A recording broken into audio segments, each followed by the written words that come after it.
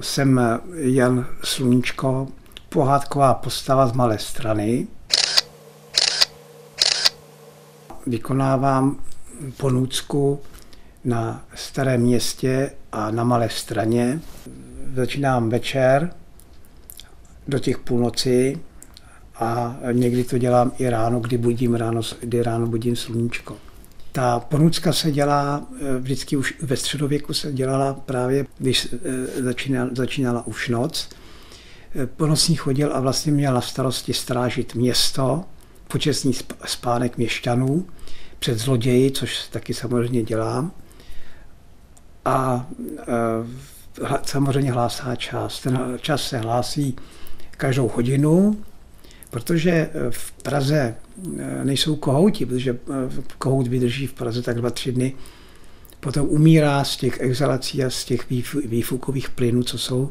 Tak magistrát Královského hlavního města pražského ustanovil mě ještě ke všemu, k té ponůdce, jako náhradu za kohouta a dělám takzvaného buditele sluníčka. Sundám čepici z hlavy a abych oklamal to sluníčko, tak si nasadím na hlavu kohouta, vycpanýho, a směrem ku východu potom kikiríkám a budím sluníčko, takže volám kikiriki, kikiriki.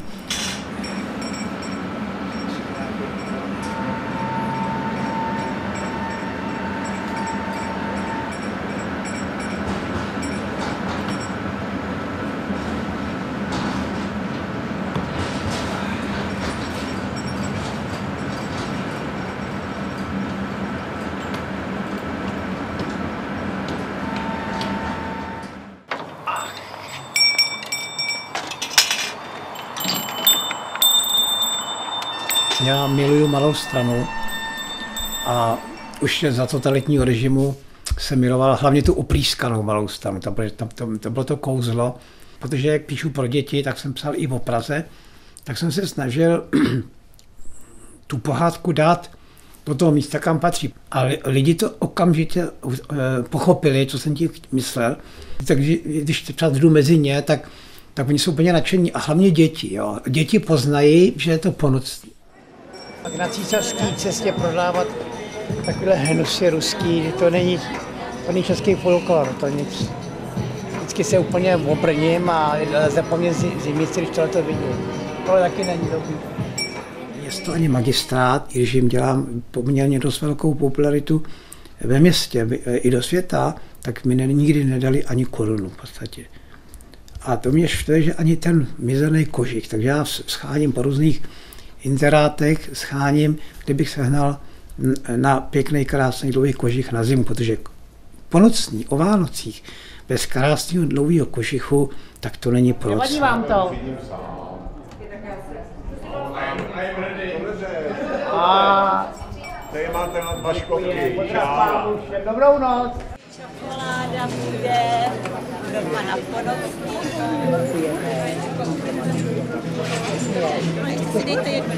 Já vím, že tady dostávám vždycky, když jdu kolem, tak tady vždycky dostávám, za to, že zorně vykonávám práci, tak výslužku. Ano, Vím, že Praha ta šílela a chtěla vědět, kdo to je ponocní sluníčko, který se prostě objeví na Malé Straně, na Staromáku, jo. A všichni chtěli vědět, kdo to je, tak vždycky odpověď zněla, je to pohádková bytost, která chodí mezi Pražany a mezi děti. Protože já jsem v podstatě 15 roků velmi striktně žádal, vždycky novináři a tak dále, aby byla zachována ta pohádka té Malé Strany, takže nesmí moje občanské jméno zveřejňovat. Jenže dneska už z různých pořadů jsem trochu profláklý i na internetu, tak už jsem toho upustil.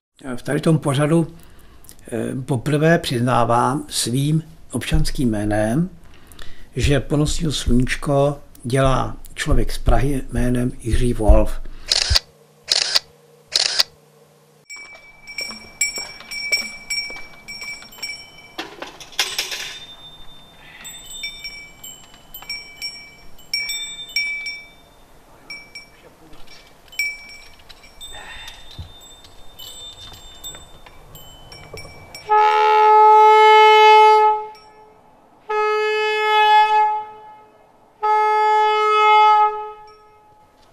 Hodina půlnoční, hodina duchu právě podbyla.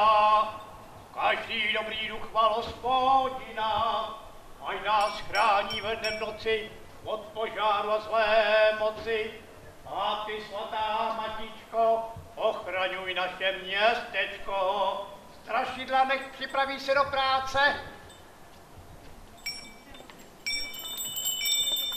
Strašidla nech tlačí do ulic pražského města. Já jsem byl vězněný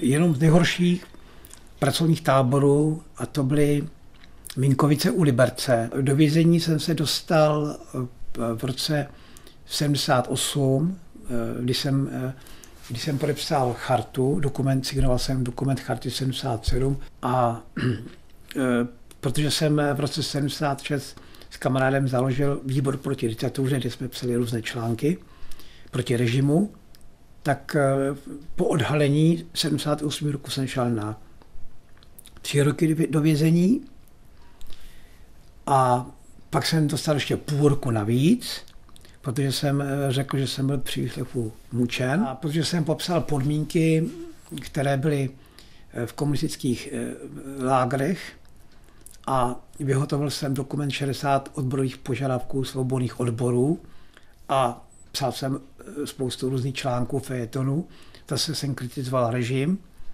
tak pak jsem dostal 6 roků, takže jsem v podstatě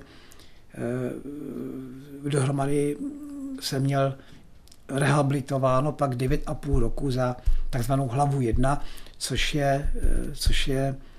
bylo podvracení republiky. Přišel 17. listopad, kde jsem na Václaváku pálil Rudý právo s tím, že už na vás kašlu, na nějaký ochranný dohled, toho nebudu vykonávat.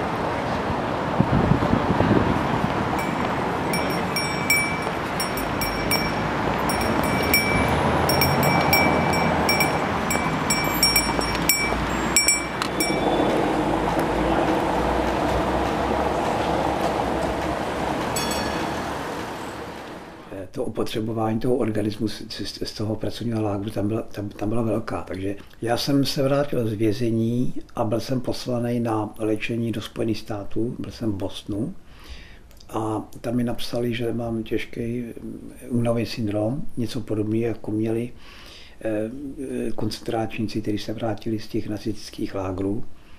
A okamžitě mi byl dán invalidní důchod, který mám do dneška. To znamená, že ty problémy mám třeba kolikrát týden, 14 dní jsem v dobrým stavu a pak třeba 14 dní nejsem vůbec schopen chodit a musím ležet. Jo.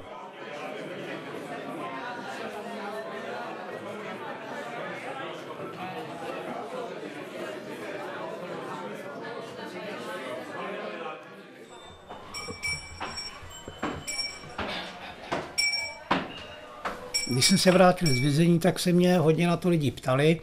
Já jsem na to strašně rád odpovídal, protože já jsem se setkal s tím, že třeba jsem tam vyprávěl jsem jednomu novináři, že třeba Bakař se vykakal do New Ešusu a pak vzal 2 vězně a ty vězňové mi to násilí strkali do pusy. Já jsem to vyblinkal a tak znova teda, jo. A ten novinář řekl, vy jste prase. A já jsem mu říkal, ale já se nebyl tím prasetem. To čuně byl přece ten Bakař. Takže já jsem se setkával s tím, že obviňovali nás, že jsme prasata, ne ty Bakaři.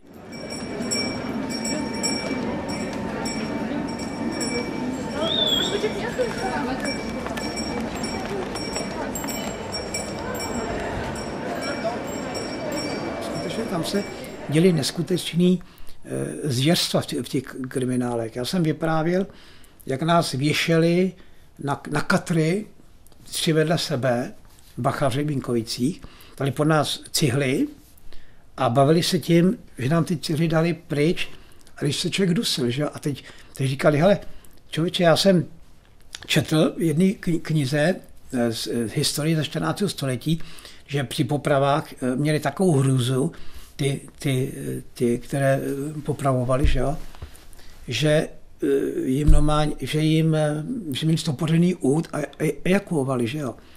Teď se tady nic neděje, že jo. A vše se tomu divili, že jo. A když vám to udělají třeba 3x, 4x, já nevím, za měsíc, že vás jako takhle ze stranou pověcí, tak pak už šílíte. Takže se vrátíte z vězení a jste ve velmi špatném psychickém stavu. Zatčením člověk přišel o všechno. O čest, o rodinu, o syna. No, můj syn mě nechce znát ještě do dnešní doby. Jo, prostě matka ho tak zpracovala. Jo. Z velké lásky pak nakonec vznikla nenávist. Spousta lidí, spousta bývalých politických vězňů přišla o celou rodinu jako já.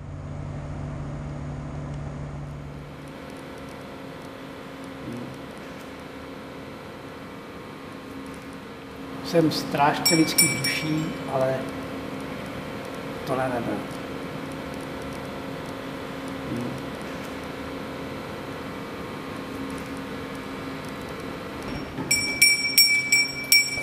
Lidi se mi ptá, kdyby se to vrátilo, jestli bych zase jednal tak, jak jsem jednal. Já jsem říkal ano, protože už z toho dokumentu valného shromáždění OSN z 48. roku se jasně říká, že každý má právo a povinnost bojovat proti totalitě, proti fašismu, proti režimu a já jsem to své právo využil, ale byl jsem za to samozřejmě potrestán. A jak jsem byl potrestán, tak 9,5 lety. Říkají komunisti prý zaslouženě, tak já nevím. No. Jsem porocní sluníčko z královského města pražského. Jsem Jiří Volov z Prahy.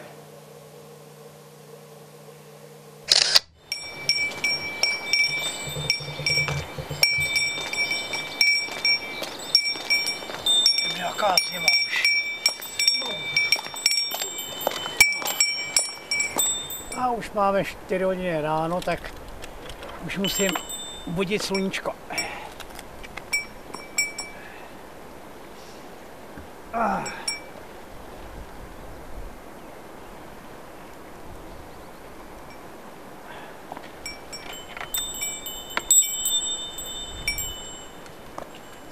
Východ máme takhle v pořádku. Kikiriki, kikiriki, sluníčko, sluníčko, popojdi maličko.